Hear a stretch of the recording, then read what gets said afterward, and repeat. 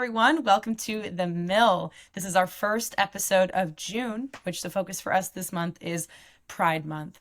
We are so excited today to have an amazing guest, Brianna White. She is the founder of Vostra Moda. Bri, thank you so much for being here. It's an honor. Thank you, Rachel, for having me. I'm so excited to be joining you today. Amazing. Well, let's kick off our episode. Tell me about you. Tell me about your business. How did you get all of this started? Yeah, so Vostra Moda is Italian for your style, and I am a personal fashion stylist. And the reason why I like to bring that up when I first start talking to people is they have a lot of assumptions about what a personal stylist is. And the Mm. first thing they typically say is, how do I look today? Are you going to judge me? I'm sorry I didn't dress nice enough. I didn't know I'd meet a stylist. And I'm always like, don't worry about it. It's fine because I'm not here to turn you into me. I'm here to help you find your individual style. And that looks different for every single person on the planet. And I just want people to feel like their best selves and help them step Mm. into that version of their best selves, especially because sometimes we get so caught up, we can't even see it. It's right there. We're so close to it and we just can't quite get there. So I'm here to help push people in the right direction. And then if they feel comfortable and confident continuing on their own, I let them have their wings and fly. And if they want me to stick around a little longer, I'm more than happy to do that too. But the reason why I think that what I do is so fun, first of all, and also so important is I have found for myself and for my clients that style is such a great form of self expression Mm. and a way to really connect to who you are on the inside and share that a little bit more on the outside with people around you. And I think that when I was growing up, I especially found this. So I was that kid who definitely had a dress up bucket growing up and just played with all of the different clothes and turned things into other things. I had 32 Barbies when I was a kid. Yes, I counted them at one point. And so it was just constantly putting different outfits on different toys. I also was really interested in fantasy novels and video games Mm. and just really playing with imagination. And I was very introverted as a kid and I was homeschooled for a lot of years. So when I didn't have the opportunity to connect with many other kids my age, a lot of time I would find my inspiration from books or from movies or from these other resources that I had that I wanted to play in their world and be able to connect with these characters.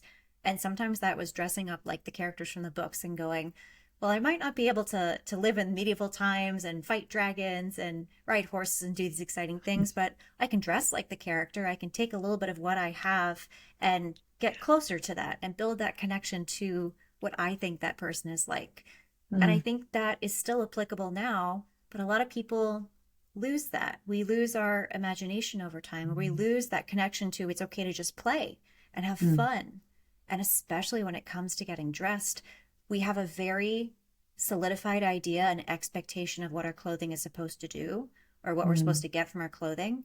And I think, especially for women, that can be hard because we put so much pressure on ourselves when it has nothing to do with us, but everything to do with the way that things have been marketed towards us, how sizing is not actually intended for every Mhm. body, even if it says it is. There are all sorts of interesting facts that people don't realize that happen behind the scenes of how things are sized and how Yeah. they're based on a very specific measurement of a certain person when Right. the brand is making it. And that's why not all brands fit the same, even though they say the sizes are the same.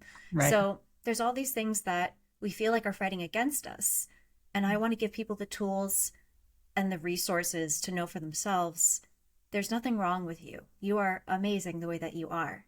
And if you want to further connect to yourself, here are some ways to do that through clothing and having fun with your Mm. fashion and just playing dress up again. I think that's so unique too, Brie. When you think about when I would think about personal stylists, to me it was I need to look a certain way. I need to find someone to make me look that way. Mm-hmm. But clothing can be, should be an expression of how you feel, who you are. They enhance you. They shouldn't dominate you. They shouldn't become your personality. They enhance your personality. Mm-hmm. So I think that's such a unique piece of the work that you do is not just about finding clothes for people. Mm-hmm. You're getting to know your clients and learning about them and also helping them help understand their insecurities Yeah. and maybe help them work through that rather than like, oh, we can cover that up.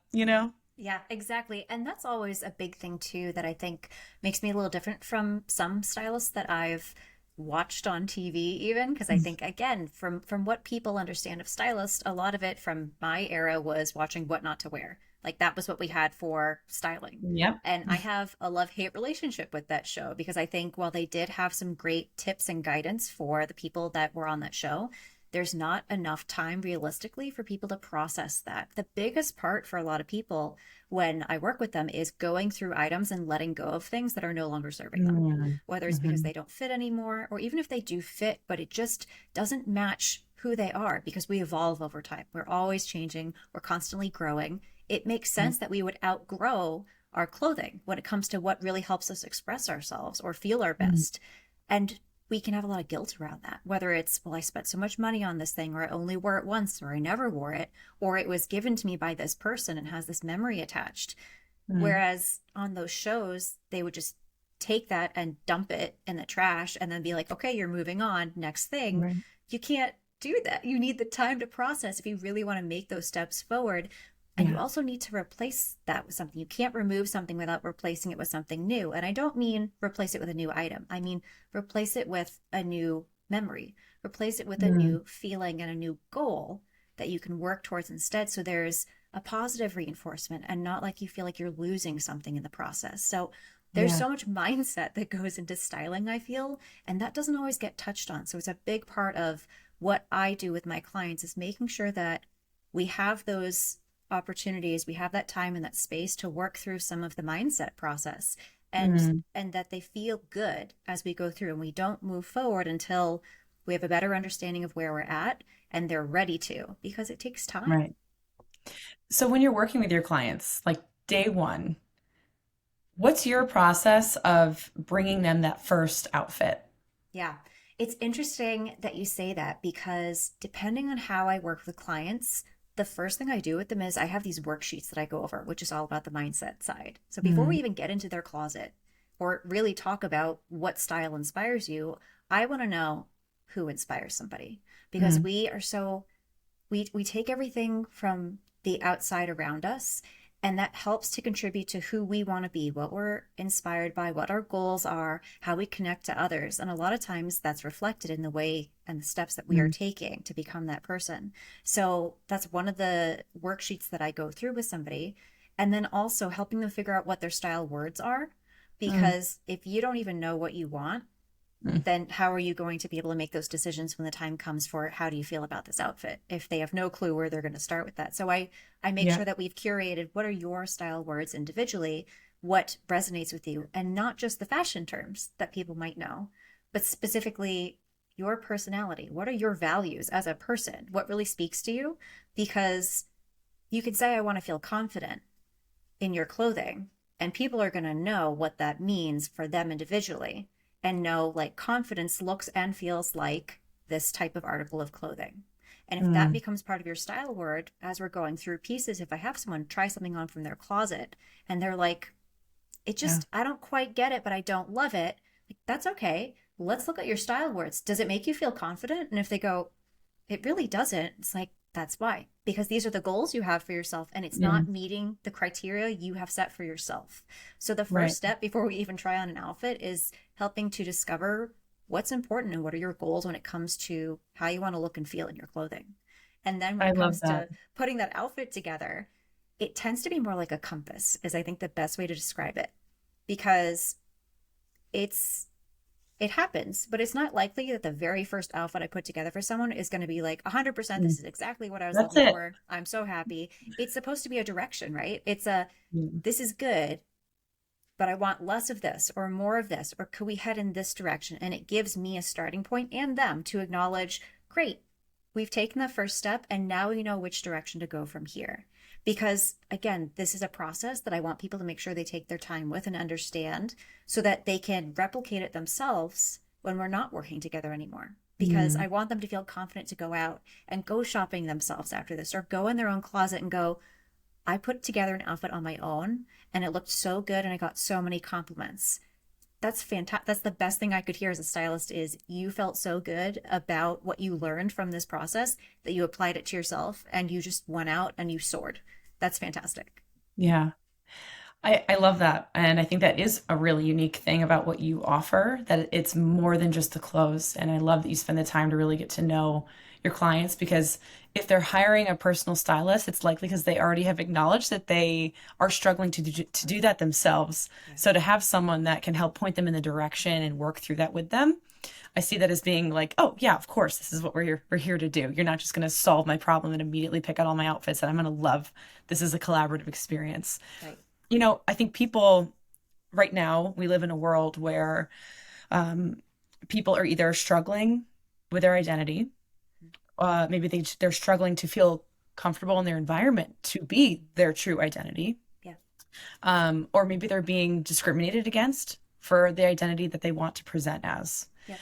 I'd love for you to talk about how clothes play a role with our identity Hmm. and how that identity that we can take on, the identity that we are, is so important to be expressed and using fashion as an avenue for that expression. Yeah, absolutely. I 100% agree. I think it is so important, and people don't realize just how much it can mean to a person. Because if you have spent your entire life feeling one way and not being able to express who that person is inside, like we said before, clothing is a tool to be able to have that expression on the outside. And while clothing itself does not have a gender, even if it's a women's department or a men's department, it doesn't have a gender. You get to decide how you wear that clothing and how it fits, because there Hmm. are associations with certain things being more feminine or being classically more masculine in the structure or the material or the way that it fits. When you want to feel that way yourself, you can choose these items, and that's the perception that you'll have, and that's what you can put out into the world is, I want to be perceived as a more masculine individual or a more feminine feeling. And you can use that as a tool to help you build that connection and showcase that part of yourself depending on how you feel that day or how you are most comfortable. And for a lot of people, one of the first things they'll do before they've really felt comfortable coming out is they might be doing this at home and experimenting with the clothing and saying, does this feel like me? Does this allow me to really express who I am? And before Hmm. they've even walked out the door, they can create this safe space in their closet. So I think for a lot of people, the term of being in the closet and stuff, I have always found a connection to fashion and the queer community through that term because for Hmm. so many of us, we have. And I think that for myself personally, from outward appearance, traditionally, I look like a white straight woman who, would be married to a man. And I dress a little edgy, but still slightly conservative. And I think from first appearances, people would just make that assumption based on that. And it was a hard thing for me to try and build that connection of, well, how do I express myself? Because I want my community to see me and I want to see them and I want them to feel Hmm. comfortable. So for me, it's little details like I wear rainbow earrings. And it Hmm. might be really, really subtle, but I have like one pair of really small rainbow earrings that I'll wear. Or I have a shirt that says I am a safe person and it just has some rainbow stripes on it. And it doesn't have to be rainbows. These are just things that we have gotten used to in our community as meaning a certain thing, which is why even on my website at the very bottom, I just say made proudly and have a little rainbow flag because that's the type of person I am. I'm a little more subtle, but I love small details. And I Hmm. think that's my way of expressing and putting a welcome mat down for anybody to be welcome into my community and knowing, hey, you're safe here and I want to welcome you in. And clothing is Yeah. not just an opportunity for you to express yourself, but to find your community as well. I think for anyone who has a fandom, anyone who has a band that they love, they probably all have a story of they wore a band shirt or a shirt that was mentioning whatever the game is, and a stranger who they've never talked to comes up and says, I love your shirt. I have Yeah. this CD, or this is my favorite song, or I recognize that character. And you've just built a connection with somebody who's in a community that you're part of without even knowing it. So fashion can bring Yeah. people together in ways that we don't even think about sometimes. And I think that's one of the coolest things about it is it can start conversations. I totally agree. And I have so many thoughts running through my head. I've had friends that have struggled with their identity. I have friends that have struggled to come out to loved ones and friends and family, to work Mm-hmm. even. I have friends that have hidden their identity through clothing. Yep. and through action and behavior. And I think it's really important that you certainly don't have to, if you're not comfortable with it, Hmm. dress in rainbow from head to toe. Right. But you can if you want to, Yep. right? But it's about what feels right to me, Hmm. um, what feels like the most authentic version of myself Yeah. in terms of the clothing that I'm putting on, which is my outward expression to the world, and what am I comfortable at? Yeah. I even think for myself as a heterosexual white female, Hmm. my clothes, the decisions I make are about comfort. Hmm. Because if I'm presenting in a male-dominated field like wealth management firms, I still want to feel like myself. Yeah. I don't want to walk in a suit, in a pantsuit, because I feel like I have to. Right. I would wear a pantsuit because I like the power move of that, right? And Hmm. maybe it's going to be hot pink. So I've really enjoyed playing with clothing because I've been making thoughtful, intentional decisions about how I want to appear based on how I feel, not because of the gender constructs that I think might be coming in from my audience. Yeah, absolutely. And I think that in itself is a power move, right? Is when you feel so confident in yourself and how you want to show up in this world. It doesn't matter what other people expect from you. And I think there's always this line that people are worried about crossing with the, Mm. well, can I wear a suit if it's not a formal event? Or can I wear this if it's supposed to be formal and it's a more casual thing? Here's the thing, if you own that, regardless of your size, regardless of your gender or identity, regardless of any of those factors, if you feel comfortable and confident in that item, I 100% believe you can rock it. No matter if someone's told you, well, that's not your color, that's not the right fit for your body type. I actually do not agree with that. I Mm. think that there are tools in place that can help when you are deciding structures that work best for you. But I also think you can 100% own anything that you want to if you believe that it works well for you and you feel good about it. Yeah, I could not agree more. I'd love to turn the compass and talk about you. Yeah. I'd love for you to share, if you're comfortable, what your experience has been like as a queer female entrepreneur. Yeah. I think what's interesting is, and you can understand this too, as a female entrepreneur, it's challenging to be in a male dominated industry, any type of industry. And I think in the fashion industry, while there is an expectation that the fashion industry caters more towards women, it's still male dominated. Mm. And on top of that, being a queer woman, it's challenging to find your voice in all of that because as women, a lot of times I think we're taught to sit down, to calm down, to everything's down, right? It's Mhm. lower your voice, calm down, do this, do that, instead of speak up, project, put yourself out there, push through, hustle, do the thing you want to do, fight for what's right for you. And I think on top of that, being in New England, where it isn't as openly queer and there's not as much community that I've been able to find, even personally, it was very Mm. challenging for me to find connections to other queer people in my area. It can be intimidating because in an area that is majority white and straight and male dominated, you feel like the small fish in a very, very big pond. Mhm. And wanting to build that community is something really important to me because if I can't find people for myself, how is the next generation supposed to do that? How are they supposed to feel comfortable and confident going through their lives without really fighting for it? And I want this to be something normal. I want it to be normal to be able to find a business like mine and go, oh, of course, I have options to choose from. I don't want to be the only queer stylist in the area. I want there to be more options for people because I might not be the best fit for somebody. Someone else might be. But if there's Mm. nobody else for them to choose from, that's really heartbreaking. I think one Yeah. of my most recent clients was really encouraging in what they told me, but it was also sad at the same time because they were a fully virtual client, which is great because I can work with clients anywhere, but they don't live anywhere nearby. They're based in the Chicago area. And the reason why they connected with me is they wanted to purchase styling services as an anniversary gift for their non binary partner. But for the stylists in their area, there was nobody who they felt would be supportive of them as a couple or to really Mm. understand some of the struggles that maybe they would have gone through in their lives and nobody that looked like them. And while I'm Caucasian and do not meet the criteria of how they look, I do understand the experience of being in this community and some of the struggles that they might have faced and wanting to feel like their best selves and try clothing that maybe wouldn't be traditional for them to try without any judgment. So when they expanded their search and found me, and they were like, we don't care that you're all the way up in the New Hampshire, Massachusetts area. We want to work with you because we know that we would feel comfortable with you. I really want that to be something that's more accessible to people.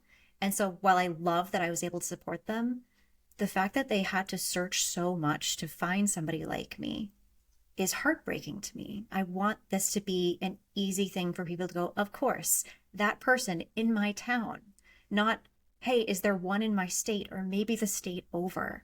So I think it's been intimidating to be a queer female entrepreneur, but also I have found my why.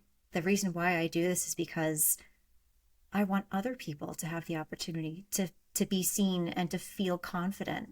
And if I can give them just a little bit of that so they can go out and they can do this themselves, then that's more than I could ask for. To just spread that awareness of more of us need to exist so that other people know you're totally wonderful as you are. You deserve to be just as you are, and to find a community that supports you as you are and feel safe with them, and to go Mm. somewhere that you feel absolutely safe being yourself 100% of the time and being Yeah. authentic to who you are.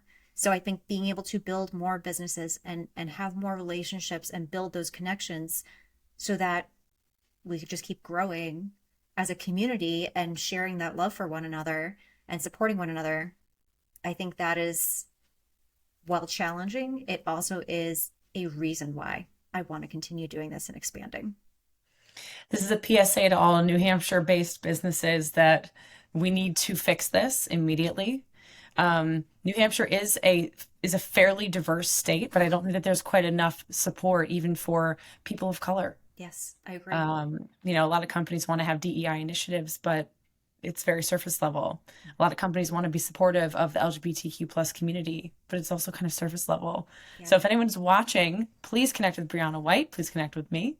Yes. And I think Brie, what something you touched on that's so interesting, and my experience is only just as a female business owner only.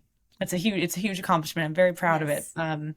But I like to think that young me is out there, and maybe they will see me doing what I'm doing, and it'll inspire them. Yeah. Whether it inspires them to start their own business or to speak up in times that they're being told to quiet down. Mm-hmm. That's really what I look at my role as a female entrepreneur. My responsibility is to my clients, of course, but it's so much bigger than that. My vision is that I can inspire this next generation of young people to start their own thing, to lean into that thing that they were scared to do. And I love that you touch on that of we need to be building communities of like-minded people to support each other. We all benefit from us being together. And Yeah. it's one of the reasons that Mill& Co. launched Table Talk, which is our quarterly networking series. The entire mission is to promote, encourage, invigorate, and inspire female identified owned businesses and female founders in the state of New Hampshire. Also a marginalized group in the state of New Hampshire.